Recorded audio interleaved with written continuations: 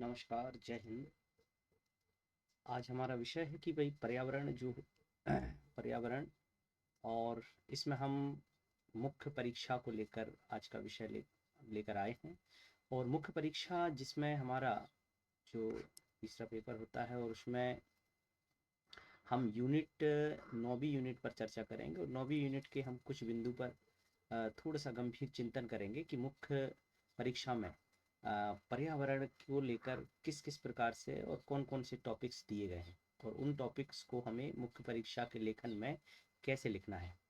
तो जैसे देखें हम कि पर्यावरण की देखिए, पहले हम इसको सिलेबस को समझ लेते हैं कि यह एक इन्वायरमेंट का एक बहुत ही इम्पोर्टेंट सिलेबस है। इन्वायरमेंट का यह सिलेबस जो हमें दिया है, पहले हमें इस सिलेबस को समझना आवश्यक है, और इसमें हमें क्या पढ़ना है, और उसके बाद हम उसकी आगे की चर्चाएं करेंगे। तो यहाँ पर यदि देखा जाए कि पर्यावरण का जो पहला बिंदु दिया है कि पर्यावरण की परिभाषा, हाँ, ये तो स्वाभाविक सी बात है कि जब हम किसी विषय वस्तु के बारे में चर्चा करते हैं तो पहले उसकी परिभाषा और उसके अर्थ पर हमें चर्चा करना होता है। क्योंकि आज का जो समय है, हम देखें तो हमारा मनुष्य का जो जीवन है, वह मनुष्य का जीवन किस पर निर्भर करता है, तो वो मनुष्य का जीवन आज पर्यावरण पर निर्भर करता है। यानी मनुष्य पर्यावरण का एक अभिन्न अंग भी माना जाता है। मनुष्य का पर्यावरण में फिर ये भी एक महत्वपूर्ण हो जाता है कि मनुष्य का पर्यावरण में क्या योगदान होना चाहिए, और मनुष्य पर्यावरण में अपनी कौन सी भूमिका का निर्वहन करता है। तो मनुष्य सर्वाधिक मात्रा में और सर्वश्रेष्ठ भूमिका का निर्वहन करता है, क्योंकि आज के समय में मनुष्य उसका पर्यावरण का एक कारक था एक समय, और आज वो इसका मालिक बन गया है। इसलिए उसकी भूमिका एक बहुत बड़ी है। यदि मनुष्य चाहे तो पर्यावरण का विस्तार कर सकता है, और यदि मनुष्य चाहे तो पर्यावरण को तोड़ भी सकता है या पर्यावरण का विनाश भी कर सकता है। यानी वह विनाशक भी हो सकता है तो संरक्षक भी हो सकता है।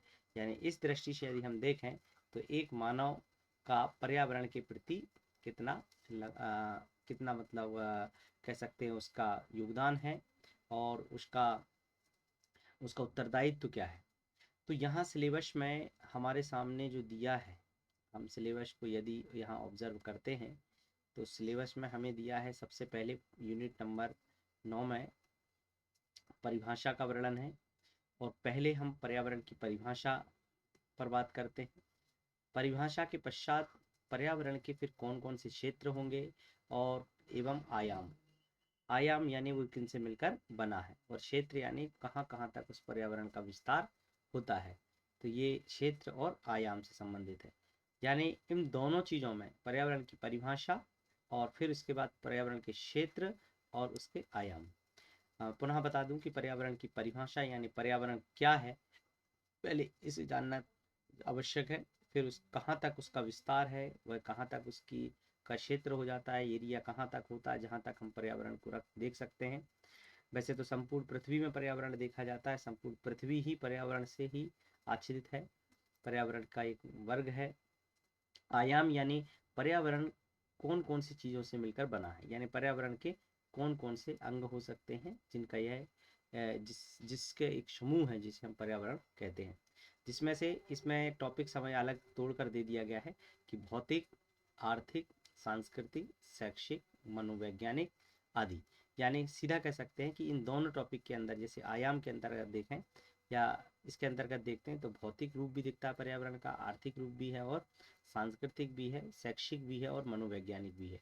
चलिए आगे देखते हैं कि भारतीय संदर्भ में पर्यावरण की अवधारणा पर्यावरण की अवधारणा क्या है। और जैसे किसके संदर्भ में, सबसे इंपॉर्टेंट बात यहाँ पर कही गई है कि भारतीय संदर्भ में, यानी भारत के संदर्भ में। हमें देखिए, पर्यावरण वैसे किसी एक देश विशेष का नहीं होता है, पूरे विश्व में इसका पूरे विश्व भर में इसका प्रभाव रहता है। इसलिए पर्यावरण को वैश्विक स्तर पर ही रखा जाता है, यानी समग्र विषयों को इसमें समाहित किया गया है।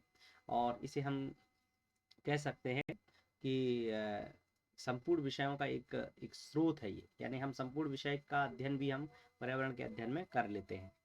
इसलिए पर्यावरण वैश्विक स्तर का होता है और उसका स्वरूप वैश्विक स्तर होता है। फिर भी हमारे भारत के क्षेत्र में, यानी भारत की भौगोलिक सीमा के अंदर पर्यावरण की स्थिति कैसी है, उसकी अवधारणा कैसी है, पर्यावरण की अवधारणा कैसी है। अवधारणा के पश्चात आधुनिक विश्व में पर्यावरण की अवधारणा। अब देखिए दोनों चीज दिया है कि भाई पहले भारत के संदर्भ में पर्यावरण की क्या अवधारणा होगी, फिर इसके बाद विश्व भी कौन सा वाला, जो आधुनिक यानी जो वर्तमान में है, उसमें पर्यावरण की किस प्रकार की भूमिका हो सकती है पर्यावरण की। इसके पश्चात हम अगले बिंदु पर पहुंचते हैं। अगला बिंदु हमारा है कि मानव गतिविधियों का पर्यावरण पर प्रभाव, यानी मानव गतिविधियों का पर्यावरण पर क्या प्रभाव है, और पर्यावरण से संबंधित नैतिकता और मूल्य। यानी यहाँ पर देखिए मानव विभिन्न प्रकार की गतिविधियां करता है, जैसे मकान का निर्माण करना, खेती करना, या फिर कह सकते हैं अन्य प्रकार की जो भी गतिविधियां वो इस वातावरण में रहकर कर रहा है, तो ये सभी प्रकार की गतिविधियां इसमें आती है। और पर्यावरण से संबंधित नैतिक मूल्य, नैतिकता और मूल्य, यानी उससे संबंधित हमें क्या कौन कौन से नैतिक मूल्य दिए गए हैं, कौन कौन से हमारे विशेष मूल्य हैं। इसके पश्चात हम बात करते हैं जैसे जैव विविधता, यानी पर्यावरण का एक सबसे महत्वपूर्ण भाग माना जाता है जैव विविधता। और इसके बाद पर्यावरण प्रदूषण और पर्यावरण परिवर्तन, यानी पर्यावरण में परिवर्तन जो हो रहा है उसके विषय पर भी दिया, और इसके पीछे का कारण जो है वो प्रदूषण है। तो पहले प्रदूषण, और उस प्रदूषण की वजह से ही क्या हो रहा है, पर्यावरण में परिवर्तन हो रहा है। यानी यहाँ हम फिर से एक बार बात करें कि मानव गतिविधियों का पर्यावरण पर प्रभाव, यानी मनुष्य जो गतिविधियां करता है, जैसे मनुष्य ने फैक्ट्री डाला, फैक्ट्री से वो वस्तु का निर्माण कर रहा है, तो उससे उसकी इस गतिविधि से पर्यावरण में कौन सा प्रभाव पड़ रहा है। जैसे नकारात्मक प्रभाव भी पड़ता है, अच्छे कार्य करता है तो सकारात्मक प्रभाव भी पड़ता है, दोनों प्रकार के। फिर पर्यावरण से संबंधित नैतिकता और मूल्य, यानी हमें पर्यावरण से क्या सीखने मिलता है, पर्यावरण से हमें किस चीज़ का वातावरण, जैसे कौन कौन से हमें हमारे अंदर ज्ञान प्राप्त होता है उससे। तो इसके बाद जैव विविधता, और जैव विविधता जो है, जैव विविधता में हम विभिन्न प्रकार की जीवों की विविधताएं देखते हैं जो पर्यावरण में विद्यमान है। पर्यावरण प्रदूषण, जिसकी वजह से पर्यावरण परिवर्तन हो रहा है, वर्तमान में पर्यावरण प्रदूषण का क्या असर है, इससे संबंधित प्रश्न भी पूछे जाते हैं। तो पहले ये दूसरा बिंदु पर है हमारा। तीसरा बिंदु जो है हमारा, पर्यावरण से संबंधित समस्याएं और चुनौतियां, यानी आज का समय जो है जिस प्रकार से मनुष्य अपनी गति और अपना विकास कर रहा है, और जितनी तीव्र गति से अपना विकास कर रहा है उतनी ही तीव्र गति से पर्यावरण का क्षरण भी हो रहा है। यानी आज पर्यावरण अत्यधिक मात्रा में गर्त की ओर है, पर्यावरण का क्षरण अधिक मात्रा में हुआ है। इसलिए पर्यावरणीय क्षरण होने के कारण और उसके क्या क्या प्रभाव हो सकते हैं, मतलब कौन कौन से कारण हैं जिनकी वजह से आज पर्यावरण में क्षरण हो रहा है या पर्यावरण का विनाश हो रहा है, और प्रभाव। इसके पश्चात आगे बढ़ते हैं। अगली कंडीशन हमारे पास है पर्यावरण शिक्षा। तो पर्यावरण शिक्षा जो है सार्वजनिक जन जागरूकता के कार्यक्रम, यानी पर्यावरण शिक्षा का मतलब जागरूकता। यहाँ पर देखिए यहाँ पर अब जागरूक करने के लिए कौन सी शिक्षा देना पड़ेगा, पर्यावरण की शिक्षा देना पड़ेगा। जैसे सार्वजनिक जन जागरूकता के कार्यक्रम चलाना, पर्यावरण शिक्षा एवं उसका स्वास्थ्य तथा सुरक्षा से संबंध। तो यहाँ पर पर्यावरण शिक्षा एवं उसका स्वास्थ्य तथा सुरक्षा से संबंध, मतलब यहाँ हमें ये भी देखना है कि पर्यावरण शिक्षा से हमें ये भी बताना है कि उससे हमारी स्वास्थ्य के दृष्टि से पर्यावरण का कितना महत्व होता है, और सुरक्षा की दृष्टि से भी पर्यावरण का क्या अर्थ है और क्या उसकी अवधारणा है, उसके संबंध में भी हमें यहाँ पर टॉपिक दिया गया है। तो ये पर्यावरण शिक्षा का जो टॉपिक है, ये हम शिक्षक भर्ती परीक्षाओं में भी हम इसका अध्ययन करते हैं। यानी वहाँ पर जो पेडागोजी रहता है पर्यावरण का, वह इसीलिए दिया जाता है कि आज व्यक्ति के अंदर जब तक पर्यावरण को जानने की मतलब पर्यावरण का जब तक उसको ज्ञान नहीं होगा, पर्यावरण की शिक्षा जब तक उसे प्राप्त नहीं होगी, तब तक ना तो वह उसका संरक्षण कर पाएगा और ना ही उसको बचा पाएगा, या हम ऐसा कह सकते हैं कि ना ही उसको उसके विदोहन को रोक सकेगा। तो इसके बाद हम आगे बढ़ते हैं। अगला बिंदु लास्ट अंतिम बिंदु है कि पर्यावरण अनुकूल प्रौद्योगिकी पर्यावरण अनुकूल प्रौद्योगिकी और ऊर्जा संरक्षण, पर्यावरण संरक्षण और पर्यावरण संरक्षण के संवैधानिक प्रावधान, पर्यावरण संरक्षण नीतियां और नियामक ढांचा। यानी पर्यावरण अनुकूल प्रौद्योगिकी, अनुकूल प्रौद्योगिकी का मतलब होता है यानी पर्यावरण के लिए कौन कौन सी ऐसी टेक्नोलॉजी अपनाई जा रही है जो पर्यावरण के अनुकूल है। इसके बाद ऊर्जा का संरक्षण, यानी आज का समय देखिए, आज हर इंसान हो, चाहे वो पशु हो, चाहे हम कह सकते हैं कोई भी जीव हो, वो आज किसी प्रकार की क्रिया कर रहा है तो वो ऊर्जा के लिए कर रहा है। यानी जैसे खाद्य श्रृंखला किसके लिए बन रहा है? ऊर्जा के लिए बन रहा है। तो ऊर्जा संरक्षण बहुत आवश्यक है। तो ऊर्जा का जो संरक्षण है, तो ऊर्जा के लिए जब वो चल रहा है, ऊर्जा ही उसके जीवन का मुख्य आधार है, तो उसका संरक्षण भी बहुत आवश्यक है। इसलिए ऊर्जा संरक्षण। दूसरा पॉइंट हमारे पास है कि अगला, पर्यावरण संरक्षण के संवैधानिक प्रावधान क्या क्या है। यानी हमारे कॉन्स्टिट्यूशन ने या हमारी जो व्यवस्थापिका है जिसे हम संसद बोलते हैं, या फिर राज्य में देखें तो राज्य में राज्य विधानमंडल होता है, उसने कौन कौन से ऐसे नियम हैं या कानून का निर्माण किया है जिससे पर्यावरण को संरक्षण किया जा सकता है, जिस पर कड़े प्रतिबंध भी लगाए गए हैं पर्यावरण के विदोहन करने वालों के लिए। तो हम उनको भी समझेंगे, संविधानिक प्रावधान कौन कौन से हैं।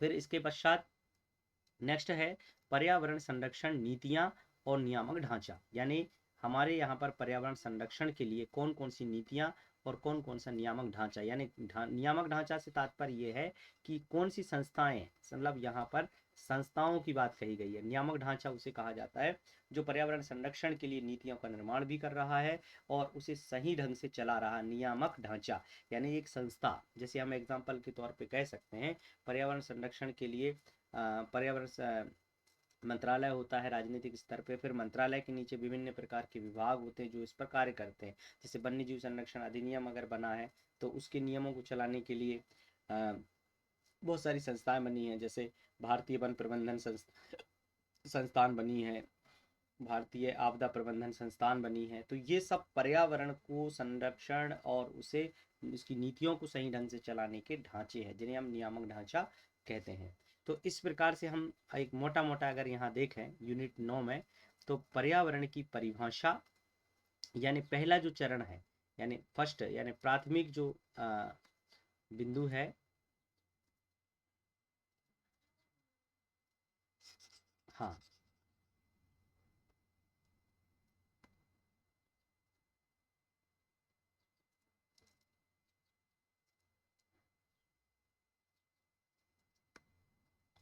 चलिए यहाँ पर अगर देखें तो जो फर्स्ट बिंदु है हमारा, तो यहाँ पर पर्यावरण की परिभाषा यानी इसका परिचय से संबंधित है। पर्यावरण के परिचय परिचय से संबंधित है और परिचय के बाद पर्यावरण के परिचय और क्षेत्रों के बारे में। दूसरा यदि हम यहाँ पर बात करते हैं, परिचय और अवधारणा है। और दूसरे नंबर पे यदि हम बात करते हैं यहाँ, तो इसमें पर्यावरण यानी मानव की गतिविधि और पर्यावरण के नैतिक मूल्य, सीधा सीधा कह सकते हैं कि इसको समझना है तो इसका महत्व के विषय पर ही वर्णन किया गया है और मानव की क्या गतिविधियां और उस पर क्या प्रभाव पड़ रहा है।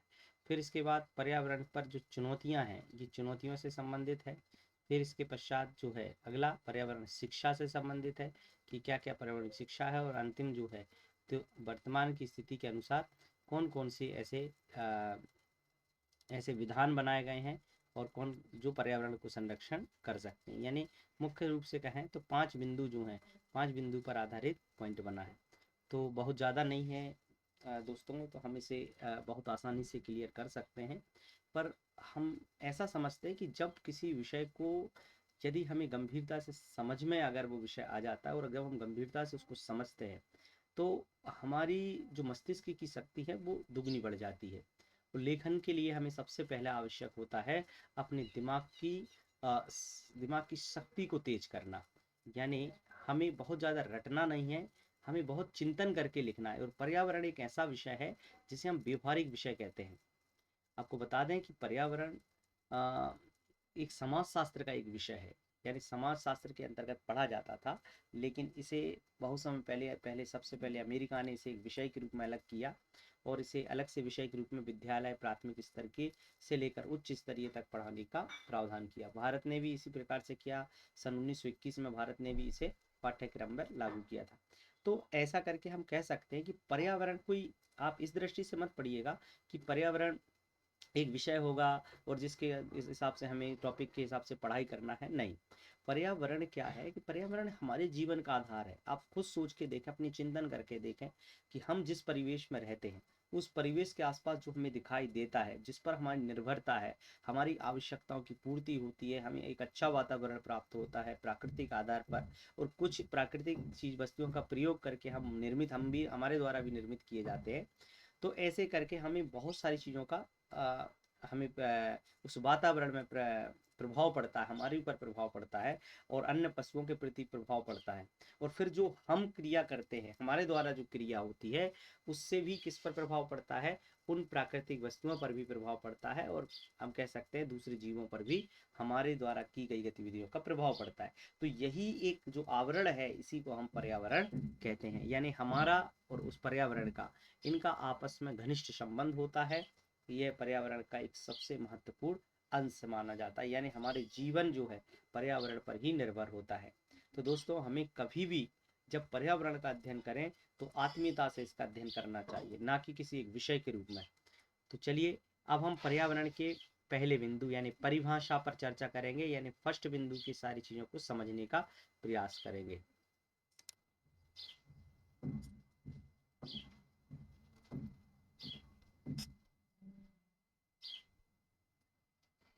चलिए, पहले बिंदु पर हमारी चर्चा होगी कि पर्यावरण। सबसे पहले हमने यहाँ पर बिंदु रखा पर्यावरण का, सबसे पहले पर्यावरण का अर्थ। तो देखिए, हमें ये चीज़ तो जानना बहुत आवश्यक होता है पर्यावरण में,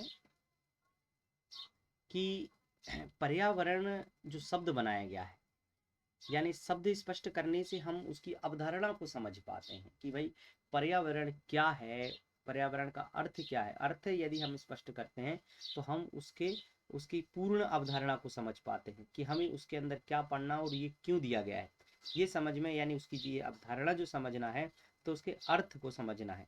तो पर्यावरण का जिसे हम कहते हैं परिचय, और परिचय करने के लिए क्या किया जाता है, दो चीज़ों की आवश्यकता पड़ती है।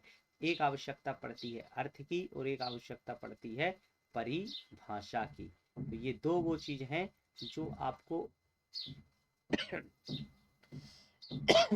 पूरा अर्थ और परिभाषा, दो टॉपिक ऐसे हैं जो पूरी परिभाषा, पूरे पर्यावरण की अवधारणा को स्पष्ट करते हैं।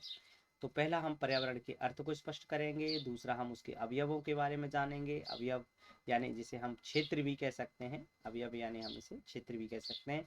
फिर उसके प्रकारों के बारे में भी जानेंगे, जिन्हें हम आयाम भी कह सकते हैं, आयाम भी कह सकते हैं। और पर्यावरण के फिर हानिकारक तत्वों के बारे में भी समझने का प्रयास। तो पहले पार्ट में ये जो 3 बिंदु, ये सबसे महत्वपूर्ण है। अगला बिंदु ये है। तो सबसे पहले पर्यावरण की परिभाषा। पर्यावरण की परिभाषा में सबसे अर्थ हम यहाँ पर उठा रहे हैं कि पर्यावरण का अर्थ क्या है। देखिए, यहाँ स्पष्ट लिखा हुआ है कि पर्यावरण का अर्थ, पर्यावरण दो शब्दों यानी परि और आवरण, परि और आवरण यानी दो शब्दों से मिलकर बना है, जिसका अर्थ, शाब्दिक अर्थ होता है, जैसे परि शब्द का तात्पर्य चारों तरफ, और आवरण का तात्पर्य होता है, आवरण से आशय होता है घेरा या घेराव, यानी पृथ्वी के चारों तरफ के घेरे को हम क्या कह सकते हैं, पर्यावरण कह सकते हैं। तो परी जो शब्द होता है, परी शब्द को बार बार हम इस शब्द को कई जगह उपयोग करते हैं, जैसे कि एक ऑप्शन हमने जैसे लिखा परिवर्तन, जैसे फिर हम एक और परी का यहाँ पर उपयोग करते हैं, परिनिर्वाण, जैसे गौतम बुद्ध ने परिवार निर्माण ग्रहण किया था। वैसे ही परिस्थिति, जैसे हम एक शब्द यहाँ पर भी उपयोग करते हैं, परिस्थितियाँ। तो जैसे यहाँ पर एक जगह और हम उपयोग करते हैं परिवार। तो ऐसे करके हम परि शब्द का उपयोग कई अनेकों जगह पर करते हैं। तो इस परि का वास्तविक तात्पर्य होता क्या है, तो परि का जो वास्तविक जो तात्पर्य होता है वो होता है, उसका अर्थ होता है चारों ओर। परि का तात्पर्य क्या है, चारों ओर या हमारे आसपास, हम इसे कह सकते हैं चारों ओर या हमारे आस पास। यानी हम अपने आप को इस जगह पर थोड़ा चिंतन करो, आप जिस जगह बैठे हैं उसके आसपास आप क्या देख रहे हैं, यानी आवरण, यानी किस प्रकार का आवरण देख रहे हैं, यानी जो घेराव है, आवरण का अर्थ होता है घेराव, यानी आपके आसपास जो चीज घेराव है, आपके आसपास के परिवेश के आसपास देखिए कि जैसे आपको पेड़ भी दिखाई दे रहे हैं, आपको पशु पक्षी भी दिखाई दे रहे हैं, पर्वत भी दिखाई दे रहे हैं, नदियाँ दिखाई दे रही हैं, आसपास बादल दिखाई दे रहे हैं, और इसके बाद चिड़िया दिखाई दे रही हैं, विभिन्न प्रकार की चीज़ें हमको दिखाई दे रही हैं। यहाँ तक कि एक समाज भी दिखाई दे रहा है, शहर नगर, और केवल उनके द्वारा जो क्रियाएं वो कर रहे हैं वो भी हमें दिखाई दे रही है। तो इन सब का जो एक आवरण है, यानी इन चारों तरफ का जो घेराव है, ये इसको हम क्या बोलते हैं, पर्यावरण कहते हैं। यानी इसको हमने थोड़ा सा और इस प्रकार से यहाँ लिखा है कि मानव या मानव समुदाय को प्रत्यक्ष या अप्रत्यक्ष रूप से प्रभावित करने वाली सामाजिक, सांस्कृतिक एवं भौतिक परिस्थितियां पर्यावरण कहलाती हैं। तो ध्यान रहे कि मानव के समुदाय को, यानी चाहे वो प्रत्यक्ष रूप से हो या अप्रत्यक्ष रूप से, उसे प्रभावित करने वाली सामाजिक सामाजिक सांस्कृतिक एवं भौतिक परिस्थितियां पर्यावरण कहलाती हैं। यानी मुख्य परीक्षा में लिखना है तो थोड़ा अर्थ अगर पूछता तो अर्थ के साथ लिखेंगे तो और अच्छा होगा। अर्थ के साथ उसको बताकर हम इसको एक लाइन में ये लिख सकते हैं कि मानव या मानव समुदाय को प्रत्यक्ष या अप्रत्यक्ष रूप से प्रभावित करने वाली सामाजिक, सांस्कृतिक एवं भौतिक परिस्थितियां पर्यावरण कहलाती हैं। यानी हमें कम से कम शब्दों में लिखने का प्रयास करना है, तो फिर इस वाली लाइन को इतना लिख सकते हैं। ये बहुत अच्छा फैक्ट है। और इसके बाद पर्यावरण की कुछ परिभाषाओं में हम कुछ विद्वानों की परिभाषा भी जोड़ सकते हैं, लेकिन विद्वानों के पॉइंट बिंदु को जोड़ने से पहले हमें अर्थ जरूर बताना है, अर्थ लिखना है। तो जैसे हम एक विद्वान की परिभाषा यहाँ ले रहे हैं, ये है पार्क, मिस्टर पार्क, ये बहुत बड़े विद्वान हैं मिस्टर पार्क, एक समाजशास्त्री भी है। पर्यावरण उन दशाओं का योग कहलाता है जो मानव को निश्चित समय में नियत स्थान पर, यानी नियत स्थान यानी एक ही स्थान पर आवृत या घेराव, जिसे हम आवृत को घेराव भी कहते हैं, आवृत करती है।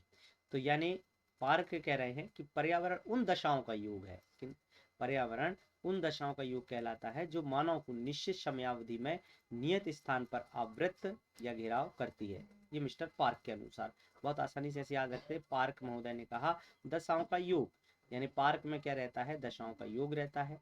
पर किसका, पर्यावरण उन दशाओं का योग कहलाता है जो मानव को निश्चित समयावधि में नियत स्थान पर आवृत करती है। और एक और विद्वान की परिभाषा और हम यहाँ ले सकते हैं, जैसे यहाँ पर हम देख रहे हैं वुडवर्थ।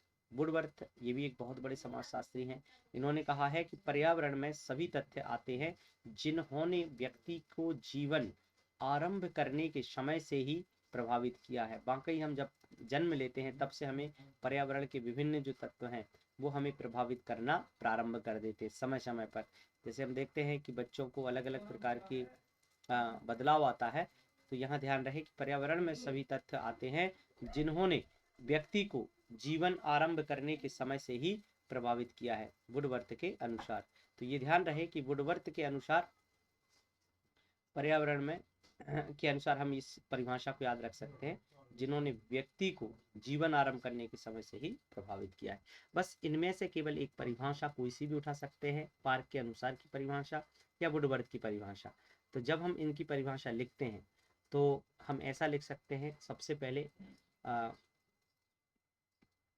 पर्यावरण की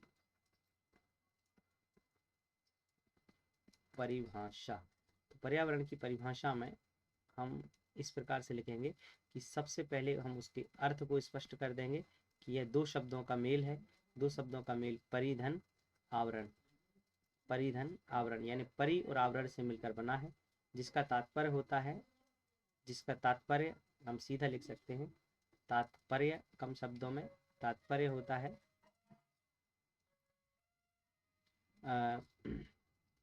चारों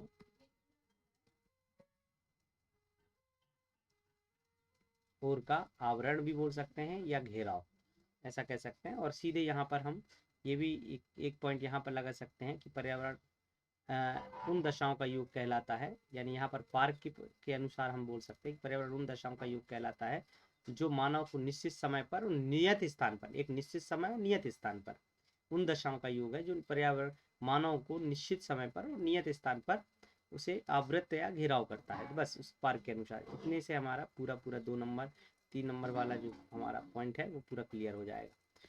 चलिए इसके पश्चात अब हम पर्यावरण के कुछ क्षेत्रों के बारे में भी चर्चा करेंगे। तो पर्यावरण की परिभाषा और अर्थ को समझने के पश्चात अब हम उसके क्षेत्रों को कुछ इस प्रकार से बांटेंगे। इसी प्रकार से लिखना भी इसी प्रकार से है। जैसे पर्यावरण के अवयव। अब पर्यावरण के अवयव कौन कौन से हैं? तो पर्यावरण के जो अवयव हैं यानी components of environment, components of environment, तो पर्यावरण के अवयव, अवयव से तात्पर्य यानी वो जिन जिन पर उसका जो अवयव को हम एक प्रकार से क्षेत्र भी कहते हैं, इसलिए ध्यान रहे पर्यावरण के क्षेत्र।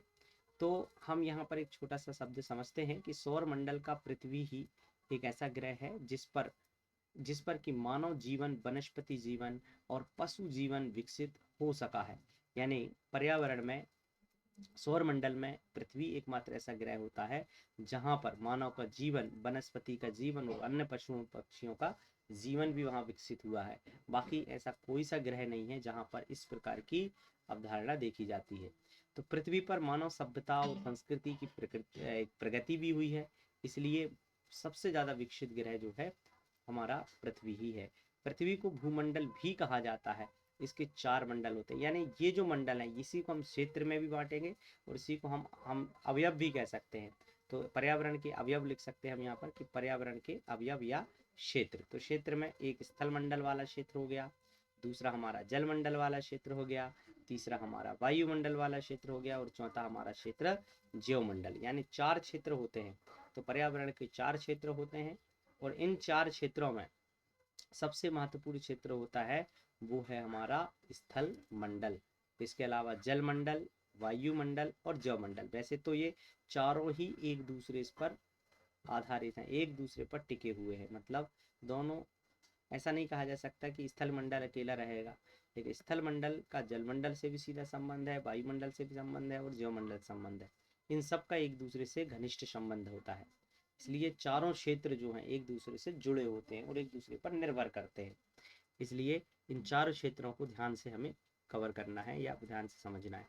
सबसे पहले हम स्थल मंडल की बात करें तो हम सब लोग जानते हैं एक सामान्यतः, जैसे हम यहाँ देखें कि ये हमारी पृथ्वी है, ये हमारी पृथ्वी है और हम देख पा रहे हैं कि पृथ्वी में हमें अच्छे से ज्ञात है कि हमारी पृथ्वी में 71% जल है।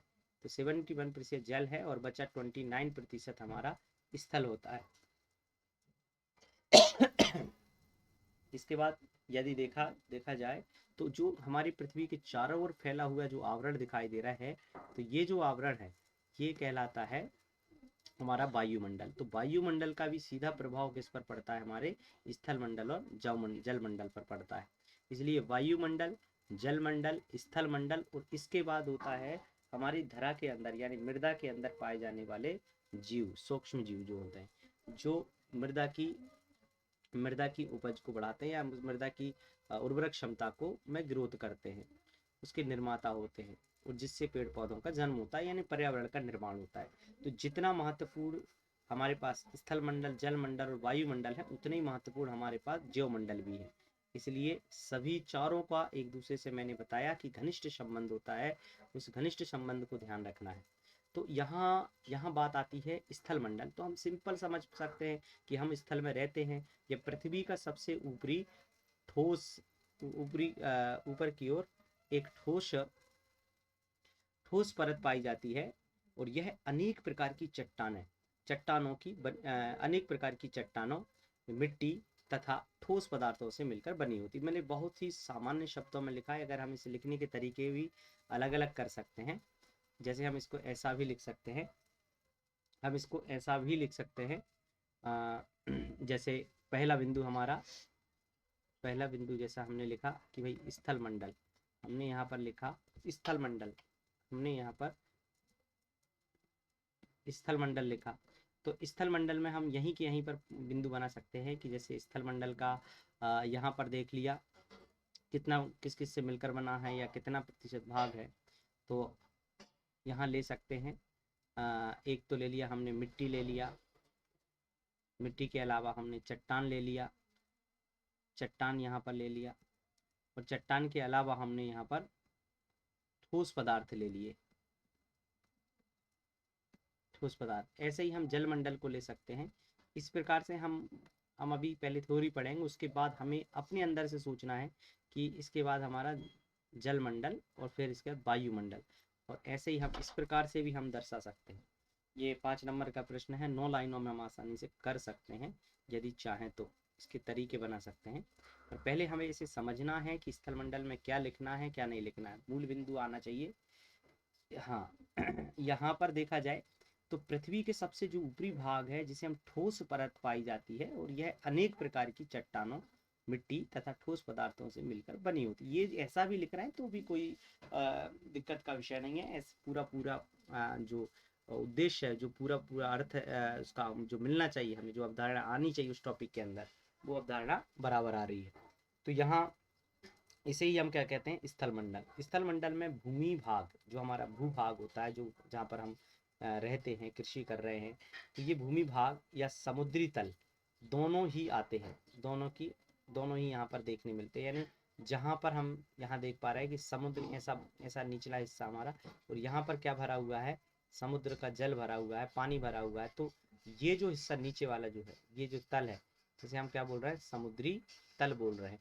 तो समुद्री तल भी आना आवश्यक है। ऊंचा उठा हुआ भाग जैसे पर्वत है, तो ये पर्वत भी इसमें आ जाएगा। तो समुद्र का जो तल वाला भाग है ये भी आएगा, और समुद्र अगर उठा हुआ भूभाग है तो ये भी इसके अंतर्गत आता है। तो हम सीधा कह रहे हैं कि भाई भूमंडल, स्थल मंडल में भूमि भाग व समुद्र तल दोनों ही आते हैं।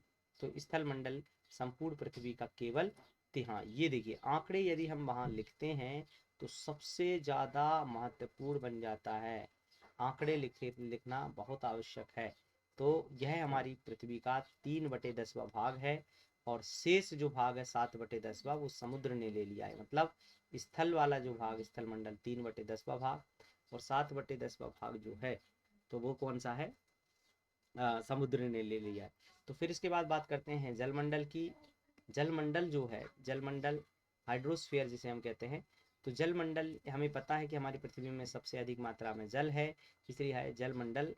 जलमंडल में सब चीज़ें आती हैं। एक बात ध्यान रहे कि जलमंडल में जितने भी जल के स्रोत हैं, चाहे आप कुएं ले लो, चाहे आप यहाँ पर झीलें ले लीजिए, तालाब ले लीजिए, सभी ले लीजिए, बर्फ ले लीजिए, मतलब जल का कोई भी रूप, ठोस हो चाहे वो किसी भी रूप में हो, तो वो सभी इस जलमंडल का के अंतर्गत आता है। इसमें केवल महासागर और सागर और समुद्र अकेला नहीं लेना है, बल्कि सभी आ गया इसमें।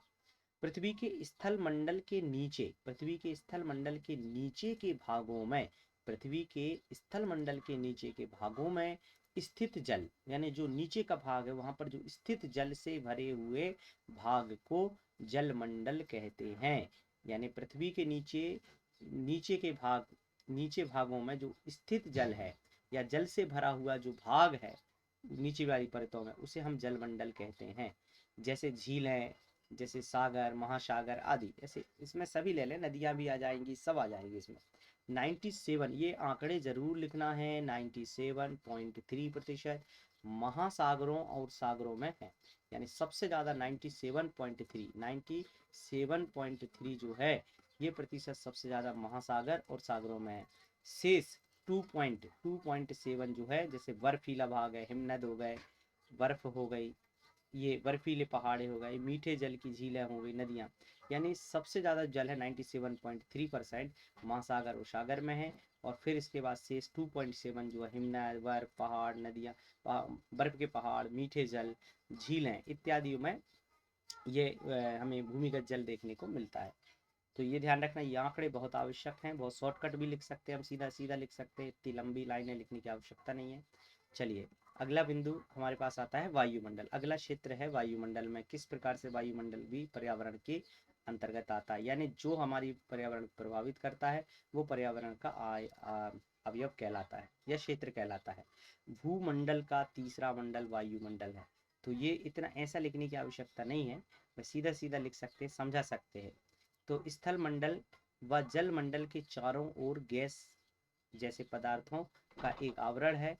इसमें नाइट्रोजन, ऑक्सीजन, कार्बन डाइऑक्साइड व अन्य गैसें, मिट्टी के कण, पानी की भाप एवं अन्य अनेक पदार्थ मिले हुए हैं, और इन सभी पदार्थों के मिश्रण से बने आवरण को हम क्या बोलते हैं, वायुमंडल कहते हैं। यानी यहाँ से हम एक लाइन में प्रयास कर सकते हैं कि बस सीधा इतना लिख सकते हैं कि स्थल मंडल व जल मंडल के चारों ओर गैस जैसे पदार्थों का एक आवरण आवरण आवरण है।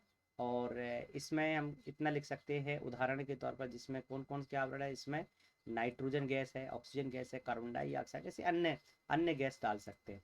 इसके अलावा भी अन्य मिट्टी के कण, तो ये उदाहरण में हो जाएंगे। और यहाँ पर तो ये नीचे का भी लिखने की कोई आवश्यकता नहीं है, इसको भी लिखने की कोई आवश्यकता नहीं है, कम शब्दों में 2 लाइनों में भी समझाया जा सकता है।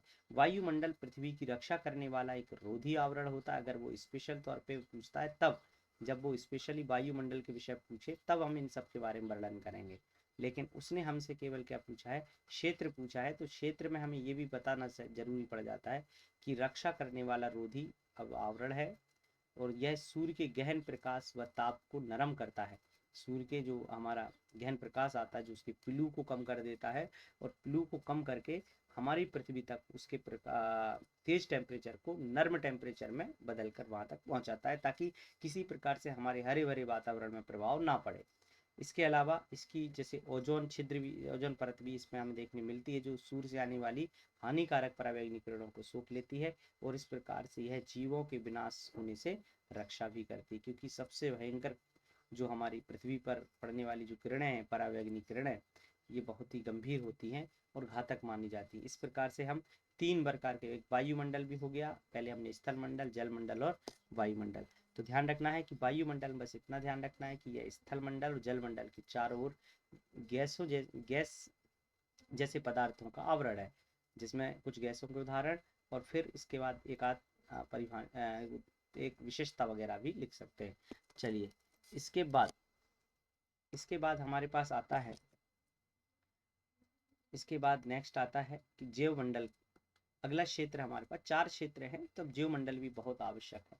क्योंकि अगर हम पर्यावरण का जो निर्माण होता है, तो जिसमें उत्पादक, जिसे हम कहते हैं पेड़ पौधे का होना बहुत आवश्यक है। और पेड़ पौधे मृदा में होते हैं, और मृदा की उर्वरक क्षमता में सबसे बड़ी भूमिका कौन निभाते हैं, जैव मंडल निभाते हैं, क्योंकि यही प्राकृतिक आधार पर मृदा को उर्वरक क्षमता प्रदान करते हैं। तो जैव मंडल यानी बायोस्फीयर जो है, जैव मंडल का विशिष्ट लक्षण यह है कि वह जीवन के आधार प्रदान करती है। तो वह जीवन का आधार प्रदान करती है, यानी मैंने कहा आपको कि पेड़ पौधों को जन्म देती है, और सारा प्रकृति के हर जीव जंतु प्रत्यक्ष रूप से या अप्रत्यक्ष रूप से पेड़ पौधों पर ही निर्भर होते हैं। इसलिए पर्यावरण का मुख्य मुख्य वर्ग जो माना जाता है, वो माना जाता है पादप को, यानी पेड़ पौधों को ही माना जाता है, और उनको जीवन का आधार प्रदान करती। फिर इस पर दूसरे जीव भी निर्भर है ना, तो इसलिए क्या है कि उन जीवों को भी तो उसका एक आधार बन रहा है, उनके जीवन का आधार बन रहा है। फिर तो यह एक, आगे बात करते हैं कि यह एक विकासात्मक प्रणाली है, और इसमें अनेक प्रकार के जैविक जैविक और अजैविक घटकों का संतुलन पहले से ही क्रियाशील होता रहा है।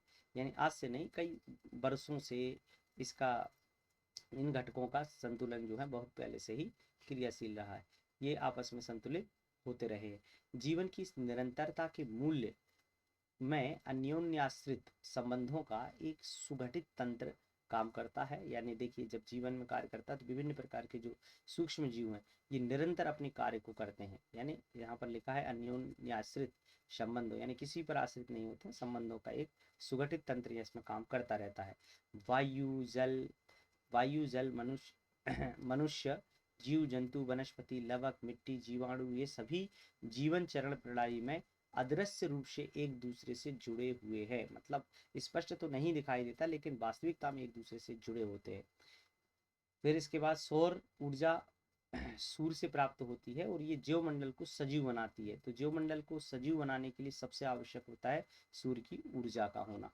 फिर जैव मंडल को मिलने वाली कुल ऊर्जा का 99.98% भाग, 99.98% जो भाग है, तो वो भाग जो है वो इसी से प्राप्त होता है। यानी जैव मंडल को हमें जो 99.98% भाग है, वो सूर्य की ऊर्जा से प्राप्त होता है। इसलिए सूर्य की ऊर्जा से सूर्य की ऊर्जा जैव मंडल को क्या बनाती है, सजीव बनाती है। तो मुख्य स्रोत सूर्य, जैव मंडल की ऊर्जा का मुख्य स्रोत कौन है, सूर्य से आने वाला प्रकाश या सूर्य की ऊर्जा। तो इस प्रकार से हम पर्यावरण के क्षेत्र को समझ पाए, पर्यावरण की परिभाषा को समझ पाए। हम मोटा मोटा उसको अलग अलग प्रकार के डायग्रामों में भी लिख सकते हैं। जैसे अगर हमें पर्यावरण के घटक पूछ रहा है तो हमें पता है 4 घटक हैं, तो ये वाला जो है ये सबसे ज़्यादा उपयोगी माना जाएगा। ये अच्छा 4 बिंदु हमारे यहाँ पर आराम से डायग्राम में ये फ्लो चार्ट हम बना के इसको समझा सकते हैं। जैसे हमने कहा यहाँ पर सबसे ऊपर लिख दिया हम इसे जलमंडल की जगह पहले लेंगे स्थल मंडल को ले लेते हैं। तो पहले हमने ले लिया स्थल मंडल और फिर ले लिया हमने यहाँ पर जल मंडल और यहाँ ले लिया हमने वायु मंडल और इसके पश्चात हमने ले लिया यहाँ पर जैव मंडल। तो ये हम देख सकते हैं स्थल मंडल, जैव मंडल, जल मंडल और एक वायुमंडल। तो ये है हमारे मेन क्षेत्र, पर्यावरण के क्षेत्र कहलाते हैं। अब इन क्षेत्रों को एक एक लाइन, दो लाइन में हम इसको वहीं के वहीं स्पष्ट कर सकते हैं। तो ये है हमारा पर्यावरण के क्षेत्र। तो पर्यावरण की परिभाषा और पर्यावरण के क्षेत्र इस प्रकार से हम समझ पाए और दोनों ही हमारा पहला मुख्य पार्ट होते हैं। और जब तक हम इनको नहीं समझेंगे, उसके क्षेत्र को नहीं समझेंगे, तो हम पूर्ण पर्यावरण की अवधारणा को नहीं समझ पाएंगे। तो प्रिय छात्रों, आज का विषय हम यहीं पर विराम करेंगे, क्योंकि हम आज संक्षिप्त केवल एक बिंदु पर्यावरण की परिभाषा और पर्यावरण के कौन कौन से क्षेत्र होते हैं इसका एक सामान्य परिचय, जो 5 नंबर और 3 नंबर पर भी आराम से पूछा जाता है, और उसके हम कम से कम शब्दों में, बंधे हुए शब्दों में, व्यवहारिक शब्दों में, सरल शब्दों में उसका वर्णन करके हम उसको स्पष्ट कर सकते हैं, उसके प्रश्नों का उत्तर दे सकते हैं। और इसमें प्रत्येक क्षेत्र का अपना अलग स्वतंत्र क्वेश्चन भी वो बना सकता है। जैसे ज्योमंडल की क्या भूमिका है पर्यावरण की निर्माण में, ऐसा वो प्रश्न कर सकता है। तो इस प्रकार से प्रश्न हमें ज्योमंडल इसलिए पूरी तरीके से समझना आवश्यक है। ज्योमंडल के लिए बहुत सारे हमें इसको संरक्षण देने के लिए, जैसे पन्ना राष्ट्रीय उद्यान डिंडोरी में फॉसिल नेशनल पार्क बना हुआ है। फॉसिल नेशनल पार्क यानी ज्योमंडलीय आरक्षित क्षेत्र बने, जो फॉसिल नेशनल पार्क बना हुआ है। और इसके अलावा हमारे यहाँ पर ज्योमंडलीय आरक्षित क्षेत्र बनते हैं जिनको रिजर्वेशन की आवश्यक दिया जाता है इनमें।